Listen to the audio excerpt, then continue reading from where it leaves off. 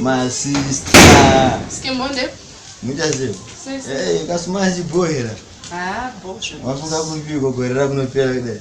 Chapapinda tona zisha. Wewe unotsvaka blaze. Kotodi ikona iwe gorera kutopera. Pera zvamakandwa kamakishe. Amakwaya muchichi mapuwa profesi. Kana kuwana opportunist skimbo. Kana apa ndasarwa ne one day. Mawa. Sasa muchaziva, muchazongoyaziva. Because papa. Ndakasida shamwari tithe. Right. Ndane mamanzi ndichingotaidha 200 every month. Ndichinzi ndikuona muchato apa zuva rasara mangwana skimbo. I'm very stressed ufunga I'm very disturbed. Ko gore rapera uda kubvunza zviramwe. Iwe wakaitei skimbo? Isusu takadya. Tabuda ma headline ma newspaper. Takwira ndege. Okay.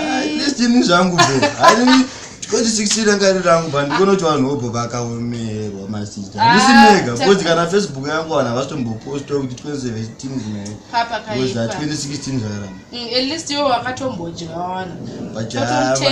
But my sister. Pastor papa don't know anyone. Papa wada konekwa skimbo. Muzama kwapa ukuzesa zviri mudanga kai. Dzichauya dzache. Ukutaura izvozvo ko grocery randakasida. Ko iwo mari dzese dzandiri kutaura tithing ndichidzi ndiri kuona muchato. Achikazi. Kwatonori matema. Aiwa totoenda kudeni kwake. Totoenda kumba kwawo because no. Pada dema. Ndonyorera pai skimbo. Vajaira cho munawe ramaipa. Ndinaro shamwari ndotofamba naro. Ukutaura izvozvo here? Dopinda. List race randakapiwa here napapa. Right. Noti kuitawo ndichachata ndikasida. Unoti mari? Mari. Huku dzangu iyi. Huku 100. Aiwa pakudade. Imagine pakudade. I'm very disappointed skimbo.